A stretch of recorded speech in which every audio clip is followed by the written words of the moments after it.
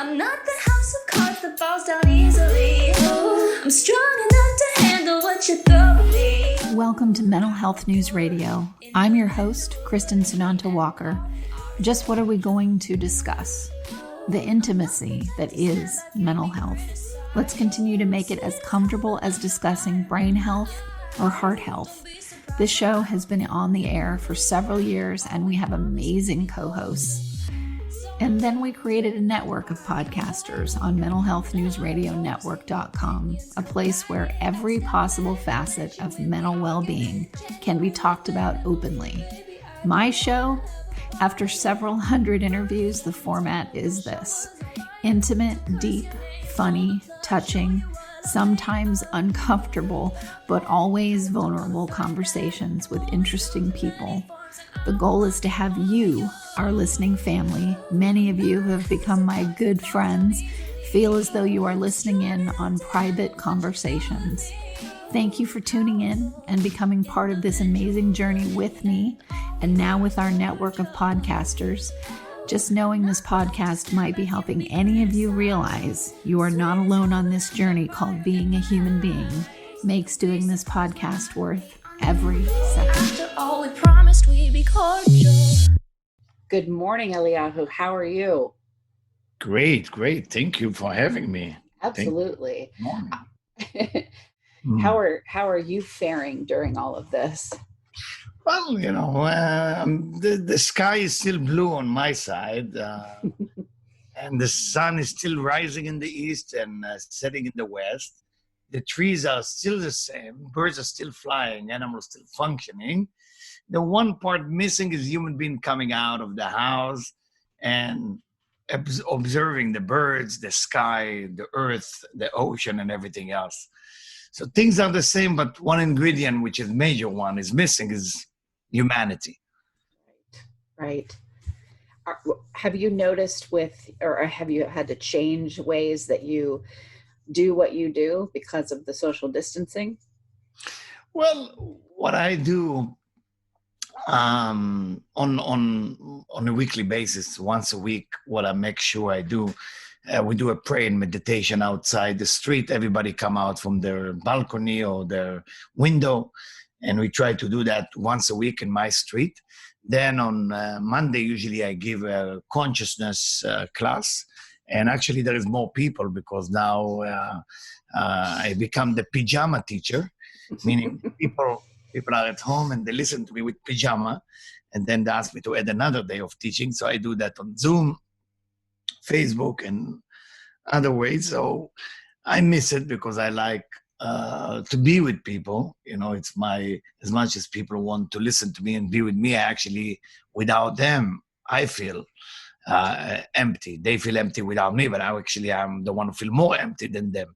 Even some of them have a hard time to believe, but it's the truth. I need people around me. They are my oxygen. They are everything. Right, exactly. That's the part I think that a lot of people haven't sat this much with themselves and only themselves. And that's where we're seeing a lot more people tuning into our shows and really struggling for the first time with their mental well-being because of this.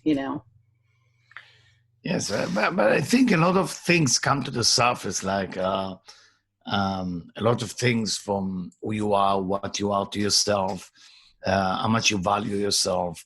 And the lecture I gave on Monday was about, how to discover happiness and love within you. Because we live in a modern society, and a lot of our value come from what people think of me, think of my body, think of what I say, if it's smart enough or not smart enough, if it's cool enough, not cool enough, and what is the mind thinking about. So it's mind talking and behaving. I think a lot of time we are definitely depending our opinion of what people think of us, and it's a catch-22. And right now I look at the positive side of it. Right now we can cure it a little bit and not become so addicted to the social approval, if I may say. And right now it's your self-approval, like you approve of yourself. So I think it will be two group of people after that virus will go away. The people who work on themselves at home and develop a strong personality. I'm not saying different personality, but a stronger personality. Then when they get out of it, they're ready for life. And then there is the people who either stay the same or went backward, and then when they come out of that, they will be a little bit shocked. Right. So, right. That's what I think too. I mean, I work from home most of the time now. I used to go to a lot of conferences and events and things like that, and I really have pulled away from doing those things. And I spend a lot of time with animals, which I absolutely love. And I've, even my existence being, what it is now, it's caused me to go within even more and think about, well, what am I saying to myself throughout the day? How am I talking to myself? How am I thinking? How much time am I spending thinking about things like what I assume someone else is thinking? And so in a way, it feels like I've kind of being more of an observer on my shoulder of what's going on inside my head. And that feels like, okay, good. Then I can, if I'm awake and aware enough to observe my thoughts, I'm going in the right direction. Yeah.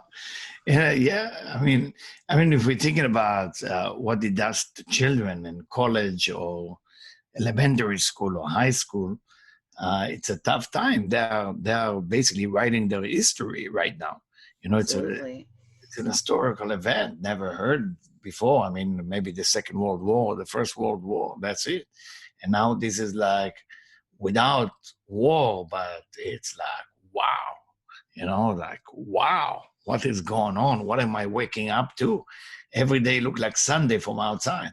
Right, exactly. I know. Have you had anyone that you know of that's close to you that has contracted the virus or, had a really hard challenge with it? And well, one of he's not that close to me. He went with the virus and he got out of it. He's a strong man. He's a service in the military, and he's a strong man. I mean, even he sometimes says he's not strong like he used to be, but he got out of it. He live in Florida, so he went in and went out like nothing happened. So but that's the only person I knew that went through that. I mean. I don't know. I called my doctor yesterday to check on him. He was shocked that I'm calling him. And I said, Doctor, how are you doing? I hope you're okay. He said, nobody called me to ask me how I'm doing. So, well, I'm calling you. So it was kind of funny because the doctors and the nurses who work in that business, that's tough because they don't know what's coming at them. Yes, exactly. They don't know from day to day, and they're very brave for going in and working on our behalf for sure. So let's talk a little bit about why you do what you do. What I do, what I did, or what I do, what I continue to do. Basically, I believe spirituality was not, maybe that's too negative to say was not. Maybe I should say needed more education to let people in the young generation also to know that spirituality can be actually a practical tool for people to improve their life. It's not just religion or you believe in something. It's actually almost like close to something scientific. And the wake-up call happened when I was much younger, but I didn't have the tools or the knowledge or the information that I would be capable of guiding people. So I started very young. And with the years, meeting a lot of teachers in my life, I was very lucky to meet the right people in the right time. And again, I'm using the word lucky purposely because I don't believe you can choose the people. I mean, there's a journey for every human being. And the negative journey can turn into something positive, and the positive journey turn into something you ride on. So for every person, you meet people, you meet the wrong one and you meet the right one. I met a lot of wonderful people in my life. Of course, some of them were turned wrong later, but I needed for my growth. Right. And through that, I find myself doing a lot of service to people. And one of the, about 8 years ago, I was introduced to the rehab facility in Florida. All over Florida, there is a lot of rehab. That's like almost the mecca of Right. rehab places. And I was introduced to, because at that time I was only work on people spiritually. I didn't work on the psychological part of the individual. Even I did, but not to that degree. And I started working with the psychiatrist there, and two minister, one rabbi, and one Hindu master. And we started taking care of 200 kids. And that woke me up to the next level, to start helping people in a different level, together with other type of belief system or other type of psychology. And it was not easy in the beginning, but the result that you see later on, it's tremendous. And it was basically many group and many facility. I used to go to from one place to another and volunteers and help. And I just enjoy being able to be part of the individual, the person I meet, going to make that whatever they need to achieve in life on their own.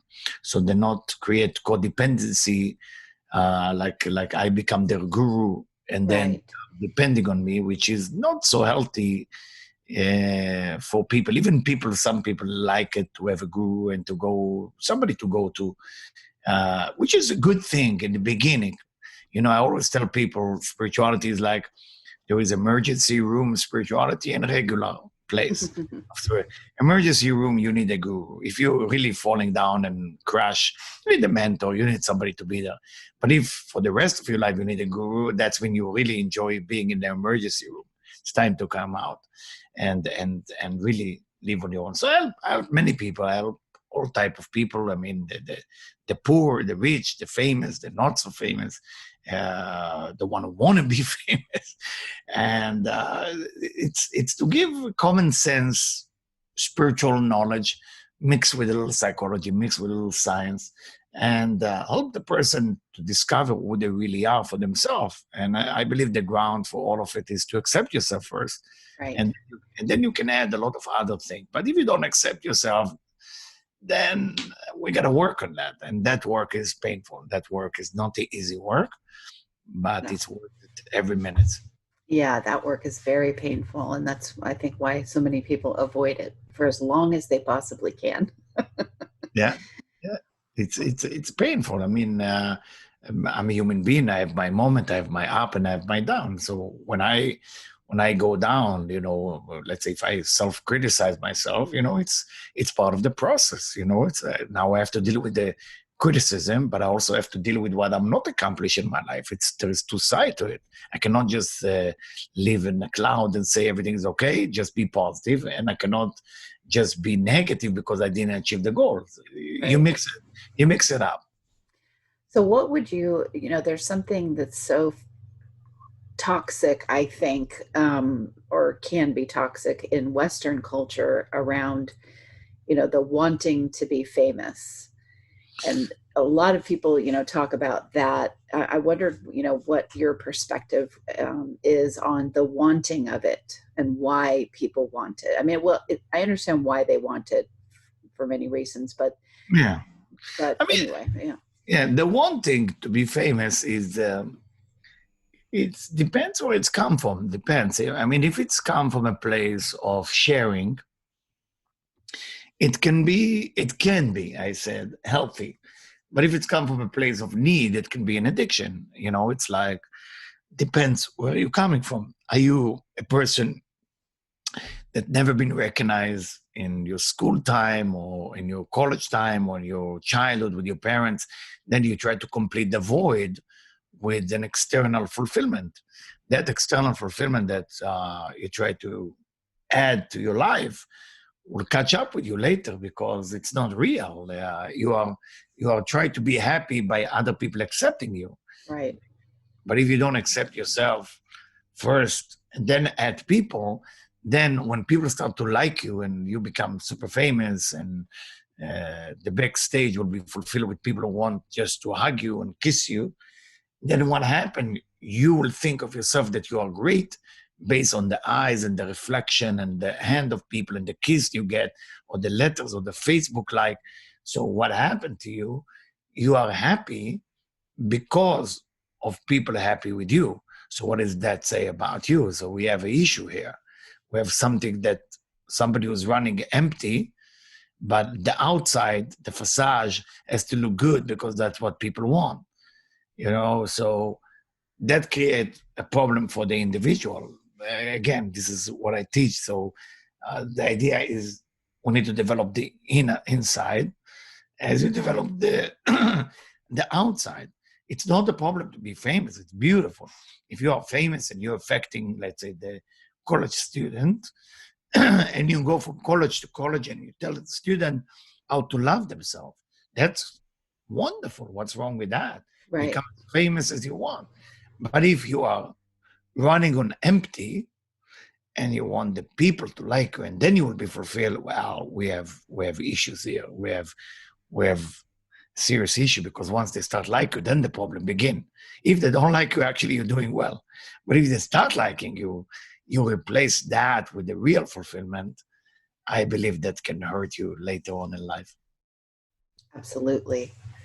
Your book, The Laughing Billionaire, How to Become Rich and Happy.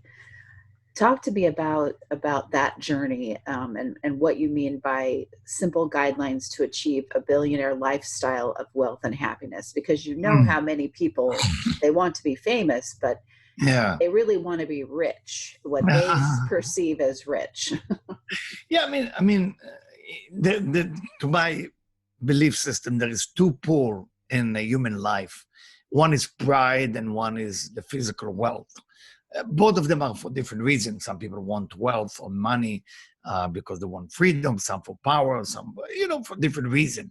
So it's not actually the money they want. They want a certain feeling they're looking for.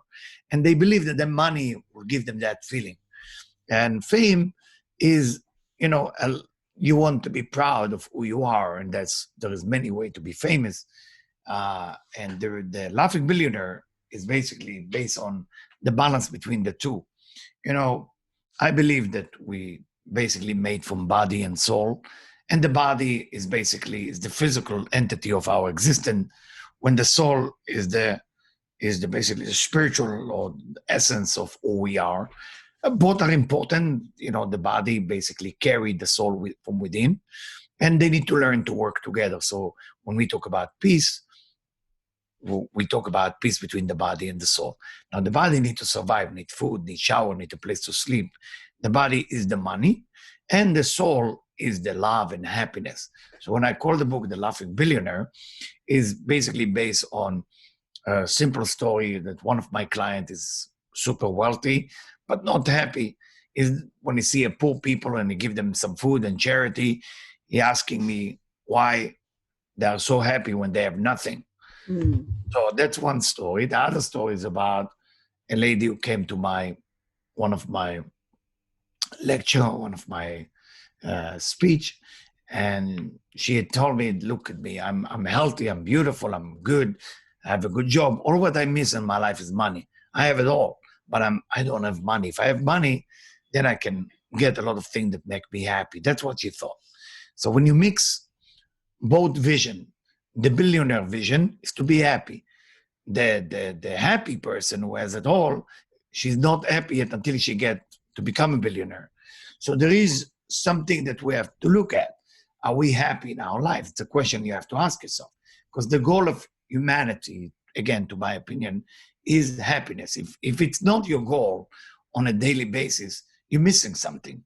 Right. Because your goals is not just to do whatever you do now. Your goal is how what I do now make me happy later. That's normal behavior of a human being. So if you make money and you develop that skill of making money, you might end up very rich, but very empty too, because you only develop one muscle in your body. And the one muscle is the muscle to make money. So you travel your private jet, your family by this time left you, you are very lonely, nobody want to be your friend for real, everybody want to be a friend for your money. So you experience things in life which are not pleasant. So how can you be happy at that time? So that's when I come into the picture and I coach people and I help people how to become rich and happy. And for the other hand, if you are super happy and everything is okay in life, but in the end of the month, you have to pay the bills. And you're looking at your life and you say, wow, that's unorganized. You got to take care of that. So there is a to-do list within this book.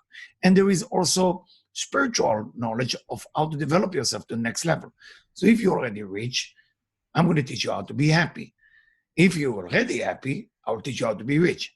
If you are confused, you don't know if you are on either side, then it's a good idea to read the book slowly and don't read it too fast, please. I know a lot of people love to read books super fast. I don't think it will work with this book. You're going to read, let's say, one chapter every 3 to 4 days. So it can kind of sink in. Yeah. You got to sink in, think about it, ask yourself some question. Otherwise it's not going to help you, I'll be honest with you. So, because there is, in every chapter, I'm talking about different thing, finding the desire, the first chapter, then forgive people. Second chapter, like if you can forgive yourself and people, you're stuck in time somewhere.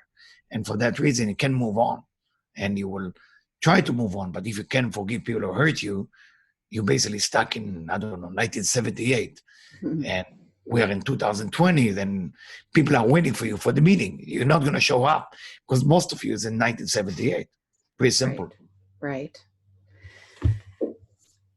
This idea of, and now when you're talking about rich, you mean financially well off. Rich can be both. Rich can be rich with money, and rich can be fulfilled. Depends on the individual desire. It's not a problem to become billionaire and still be spiritual. If we look at the Bible, most of the spiritual leaders were rich, but they could handle the money. It's only today that people think if I have money, I'm allowed to have ego. It wasn't the same. It wasn't the same then. People who were billionaire, but they were still spiritual and humble. Today, unfortunately, because of society start to respect you. And when you get this false respect and people tell you how great you are, you fall into that trap of ego, a fake ego. And then you think you're somebody because of your money. That's dangerous. But it's okay to be a billionaire and thinking, okay, now I have 10 billion. Now let me see who can I help with the coronavirus. Who need mask? Who need glove? Who need a driver? Now we're talking about sharing. Right. So if you think from a sharing point of view, it's great to be a billionaire. Right. Because you can give more. But if you think from a selfish point of view, it's boring. What are you going to do with the money? It's so boring. I met so many billionaires in my life. So, and what they love about me is my honesty. So if I travel in their private jet and I sit next to them and I said, what happened to your wife and kids? And they say, well, they don't want me anymore. We fought. I said, don't you think it's boring here on the jet? Just two of us? There's 8 more seats here. Why are we wasting time and money? And they start laughing and give the excuse. But I always tell them, listen, don't you think it's better to find a way to make peace? That's your real win. That's if you want to win. Here's your chance to win. And that's what I add to their life, how to bring, the loved one back, the people that really matter for you. Bring them back. And I believe the coronavirus brought a lot of help with that. It helped, unfortunately to say it, it helped me a lot that people will listen more in a way that the ego go down and they start value things that they didn't value before. And they start thinking about, okay, maybe I need to change. So I'm sorry to say it sounds negative, but it's not. It's just that negative time give birth to positive behavior, if I may say that. Well, I think, anything that brings you to your knees to rethink your life, and because you've been brought to your knees is a very humbling, good thing. And that's definitely what this has done for so many people, because it's the first time in my lifetime and many people's lifetimes that we have something that is affecting everyone in the world. Yes. And I'm into astrology. So from astrological point of view, something like this didn't happen for a long time. And when my people call me, I always tell them, please be careful, because in May 17, we're going to go to a lot of retrograde on the chart. Retrograde mean when the planets start to go backward. Let's say Pluto is already going backward, but soon Saturn will join, Neptune, Venus. So something like this didn't happen for a long time. I mean, the last time Venus was in retrograde was 2012. So whatever you felt in 2012 is coming back to give you the same feeling. So if you went to a loss of someone in 2012, or somebody who left you, or you left the place of work, something similar might happen again. It's a cycle of 8 years. So it's happening again. So I will tell people stay at home based on astrology. And I say it already in January, before it's even become so bad. And I said, till the end of June, please don't play with that, even if they let people out. But from astrological point of view, we are dealing with something till June 20, and then it will relax a little bit. And then November, there's something a little bit, and then we should be okay in hopefully by the end of this year. So. And you're talking about this May this month, 17th. May 17, yeah, this May 17, yeah. I always, when people call me about the virus, what do I think? I always say, I'm not so worried about January till May. I'm worried about May 17 because there is a lot of things on the chart that didn't happen for a long time. And I'm not happy with what I see, but I just want that to pass, because as much as the planet in astrological point of view affecting us, we affecting the planet as well. It's a cause and effect both way. The planet is the cause and we are the effect. We are the cause and the planet is the effect. Meaning, if we behave in a certain way, we are affecting the shift in heaven to be different, because it's not what happened, it's how you react to it. And if we will be able to keep it cool, we can actually can stay happy with whatever happened after. So just be careful out there. Right, exactly. So your recommendation is that we just keep sticking to home. Please. Yeah. Please. Because we're gonna get out. So I know we've been home for too long, but if you want to get out to get some grocery, just go out and not everybody can see your smile if you cover your mouth. I know, I'm sorry. You can draw some little smiley on your mask and wear the glove and just miss people. It's good. We're building our desire to be with human being. Right. That's great. A real human being, not just through Facebook or Instagram, So this is an achievement, We're building a true desire. So we need another month to build it up, even right now they're going to release people because they need people to go back to work and make money, so the country will look good and look better. I understand that, and nobody's wrong in this system. I don't point the finger and say you're wrong and you're wrong. There's nobody. Everybody's right. That's a big problem. Right. Interesting. Well, I'm going to take that advice. I told a friend of mine, I enjoy this quiet. I enjoy this collective need to stay home. Whatever's going on, I can feel what you're talking about. I've been feeling that also. Like we're building something towards something that will be really good, but we just have to keep hanging on. Yeah. And just keep sticking it out. And I think the people that are fighting the need to do that, I understand the money perspective, absolutely. So I'm not talking about anyone that needs to, go to work, but people that, they don't really need to, and yet they're fighting this, I think are the ones that are really going to struggle. So there's going to be another getting down on your knee, being taken down on your knee for a few people that are really fighting this. Yeah, and the next wave is the finance wave that we will have to deal with. The airline. Those of you who follow the business a little bit, the business world, the airline business is almost out. The hotels business, all the traveling things will not be the same.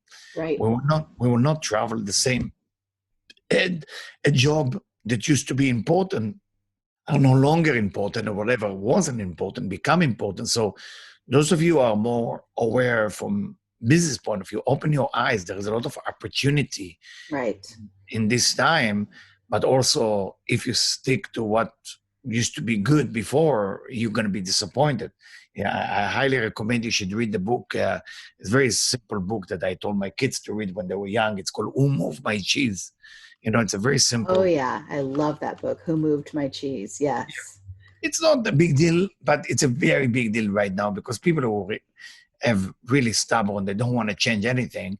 I really recommend you read this book about 2-3 times. It's really helpful. It's really, you can read it in one day, and it helps you to think about like the change is not a problem. Not changing can be a problem. Right. So the universe is pushing us toward a wonderful time. The universe is never wrong. It's just giving. It really is. It really is. I feel that too. And I'm careful about how I say it because there are so many people that are even a part of my network that are first responders, and they are out there and they are experiencing something that I am not. So I try to be very cognizant of that experience for them. But even my colleagues and friends that are doctors and nurses, and they're on the front lines, because they're, we're all kind of in the same circle. They, even with what they're seeing and what's going on, they feel that same thing too. Like this is awful what's happening, but they feel a sense of hope and that goodness, something fantastic is coming, even with what they're seeing. And I feel that too. Yeah, I mean, I always, in my sermon, in my speech, I always say, if something bad happened to you, it's definitely that the universe wants to give you a gift. If something good happened to you, I don't know where that comes from. It can come from the dark side or the good side. But the bad things that we experience, and it's very deep what I just say, the bad things is definitely that the universe is sending you a curveball, either to make you grow or either to wake you up. So something will happen. But if a good things happen to you, it's either a reward for something good you did, cause and effect, or either it's an illusion. It's not really good. So you got to decide what it is. So when good things happen, it's much more difficult to recognize where it's come from. Oh, That thing yeah. is definitely from the universe. Oh, and I know that. I know what you're talking about. I had something happen last year that I felt so uplifted about. It turned out to be so very painful later. And it caught me by surprise how it all turned out. But, I know the way things work in that way, to a certain degree. I do anyway. And now I see some things that are playing out now. I see why things went quote unquote bad. That was necessary. It was necessary for me to get to this place with what's going on now. So it's nice when you've had that many cycles in your life that you can see, okay, well, the soil is always getting churned. This is true. I mean, and again, when something negative happened, as I wrote it in the book, in the Laughing Billionaire, I wrote the difference between bad experience and good experience is how you wrap the gift. They both gift. And if you wrap the gift not so nice, the wrap itself it's not looking nice, but it doesn't mean that it's bad. It's just been wrapped wrongly. When something wrapped perfectly, that's when it's a gift, and also the wrap is okay. So your life experience can be either good or bad, but the gift is the same. The gift never changed. The internal part never changed. And that's where people can choose to become spiritual or not. I'm not talking about religion. Spirituality is when you find the answer from within. Yes. Religion is when you look for answer outside of yourself. You give power to something outside. Yes, I believe in a higher power, but you are part of that higher power. So for all the people that you mentioned, the first responder and the nurses and doctors, I believe, I'm a great believer of reincarnation, as I write it in my book, The Laughing Billionaire. And reincarnation, you chose that work of being a nurse, doctor. You chose your parents. You chose everything. Everything in your life was exactly what you need to have in this lifetime for a reason. Yep. You taking care of those people you meet, and you make them survive, because could be that last lifetime they make you survive. So now it's time to pay back. It's beautiful, So It's a cycle. We are living a cycle, and I hope humanity will learn to live together. That's the one part we're missing. If somebody disagree with me, there is a gun all of a sudden. Yes. Somebody disagree with me, there's a missile. We can disagree with each other, but let's talk. We're pretty good talker. So why do we need to raise the gun and bullet? I will just tell you, I don't know, I think you're not as smart as I expected. You will be insulted. We fight a little bit and you go home, I go home. And you tell your friend how wonderful was the conversation, and I tell my friend, and that's it. And maybe one day we will talk to each other. But why we have to raise? I always tell people, don't kill your enemy, because who are you going to fight with if you don't have somebody there? Don't kill them. Don't kill them. They're just a messenger. They might be the wrong messenger, but please, if humanity, 7.2 billion people, will just learn the lesson to live together. Come on, we're in it together. Right. It doesn't matter what the color of your skin or religion, your sex, or whatever it is. We all have issues. We're not angels. We got to learn to live together. Hopefully that will bring us closer, hopefully. Well, that's why I see what's happening as the great thing that is making us be very aware. I don't know. It feels like it pulls us. It has helped pull us out of this selfish existence for many, many people and open themselves. Like I look at it like what I saw about traveling to other countries and, not going to the 5-star resort, staying with people that live in that country. Because then your whole world opens up to, oh my gosh, my world is not this little cave that I put myself in and go through every day. There's this whole other existence that I didn't know anything about. And that's what I feel like this is doing. It's making even those of us that are so hard, so stubborn, we really don't want to grow for whatever reason. And that this is making everybody have to move a little bit forward. Some people a lot forward, but some people even a little bit, and that's a good thing. It's a very good thing. I just hope we keep it together, not because we're afraid. We keep it together because we want and because we love. Yes. Because I believe fear is number one motivator, or desperation is number one motivator, but it's a motivator that don't last very long, which means if I'm afraid, I will change. If somebody want to be a leader, you can put a gun to my head and I will be a follower. But how long is that going to last? And right now we live in fear. People don't want to die. And that's why they behave a certain way. Now, when that negative cloud will go away, are we going to stay the same? That's a question. And that's called awareness.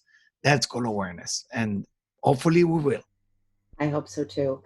Tell us a little bit as we close the show about your organization. I know you do a lot of live streaming events and so on, and it's a learning center. So talk about that organization. Yeah, the organization called vitaltransformation.org. And it's an organization my wife and me built about 3.5 years ago.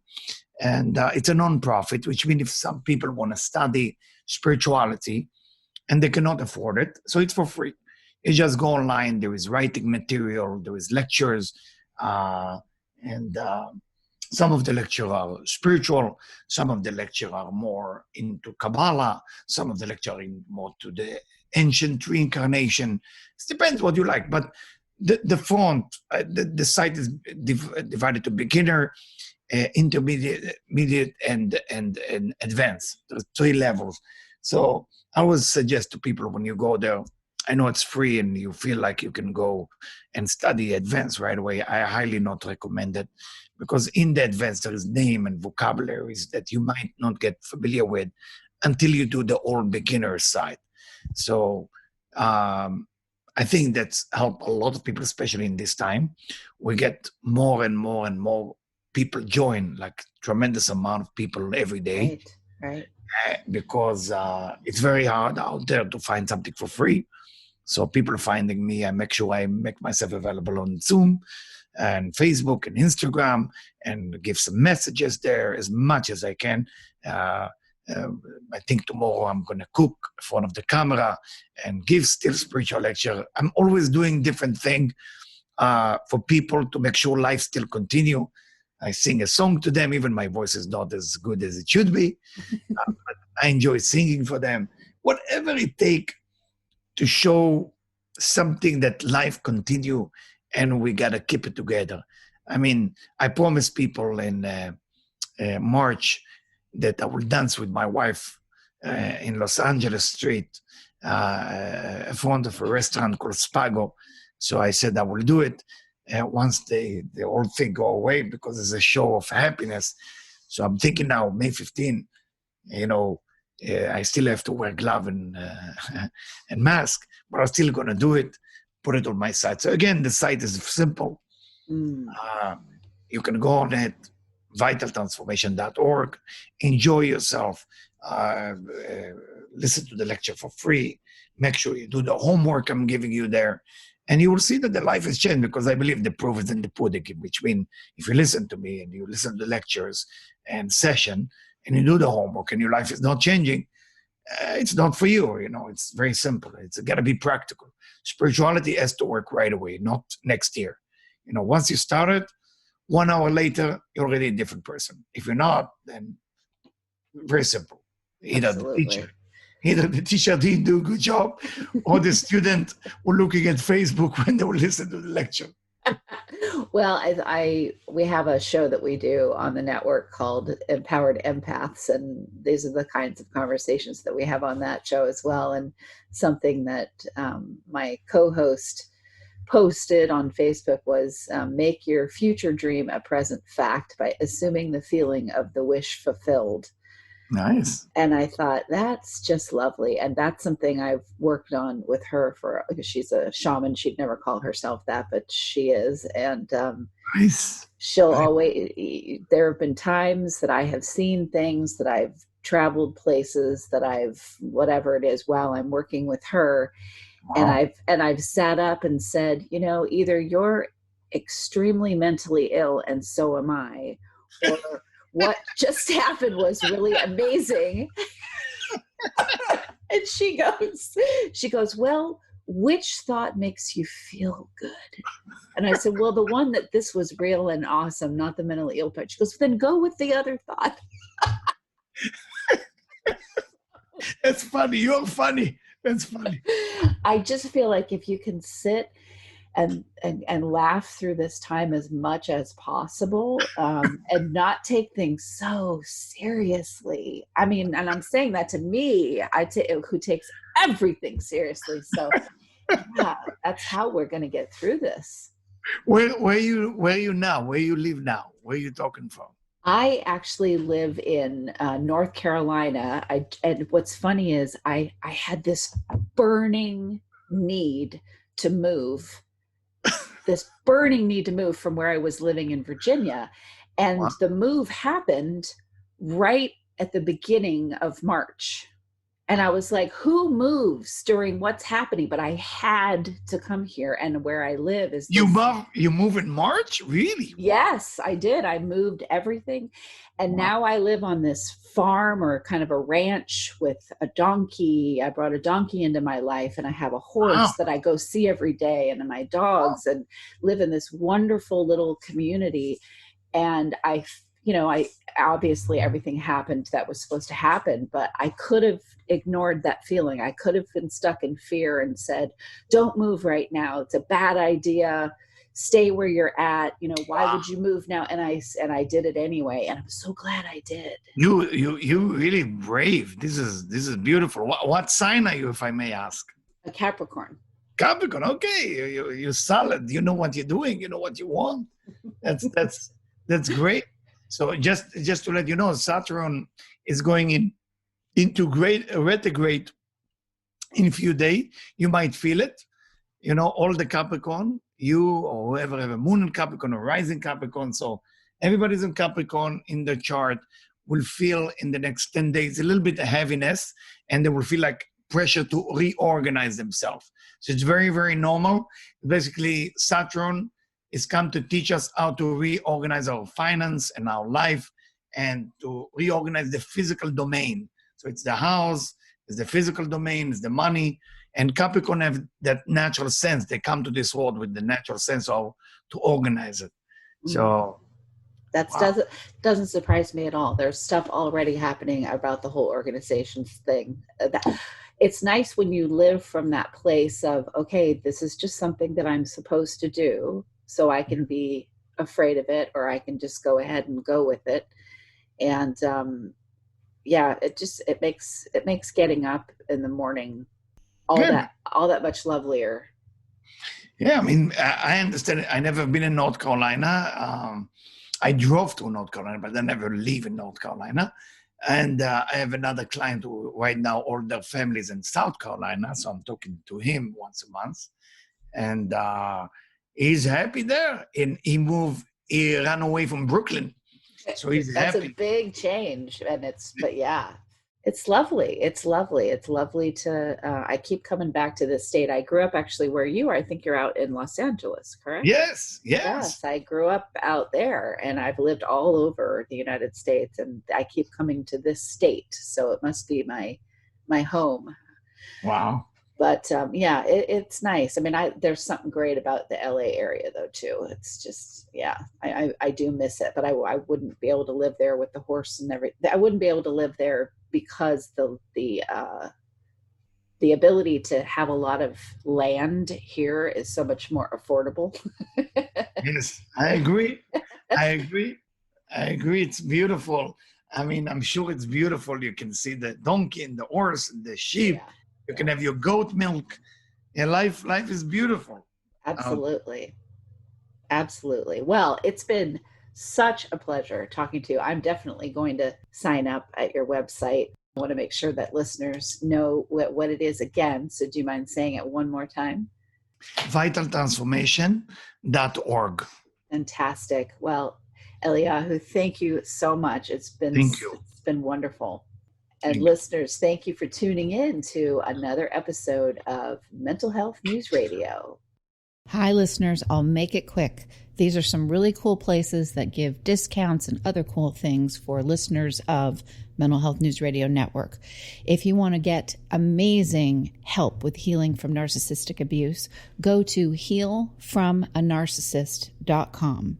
If you want CBD products that are the best of the best, I use them myself, go to proze.com and use the code mentalhealth20, mentalhealth20.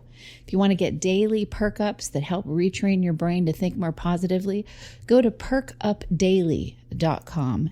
And also, just because this one's fun, snarkycandles.com. I guarantee you'll love them. Snarky with a Y, SNARKY candles.com. And don't forget, if you want to hear all the shows on the network about first responders, you can go to firstrespondermentalhealthnetwork.com, and all of our shows that focus on narcissistic abuse, narcissisticabusehealingnetwork.com. Thanks for listening, and back to the show. Sometimes I'm passive aggressive, but never without good intentions. I heat up and act on my emotions. Thanks so much for listening to Mental Health News Radio. Our podcast can be found on iTunes, Stitcher, and hundreds of other podcast apps, or you can visit our website at mentalhealthnewsradio.com. If you have a question or would like to be a guest, become a podcaster on our network, or join the amazing organizations that help keep us on the air, please email us at info@mhnrnetwork.com. Get ready for that special goodbye from our resident therapy dog, Miles, and a special thanks to Emily Sohn for letting us use her incredible song, Cordial, for our podcast music. Listen to the full song on SoundCloud at emily.sonne. Don't be surprised when I don't hate on you. After all, we promised we'd be cordial. Sometimes in you I can fight it, but I'm opposing. Good boy.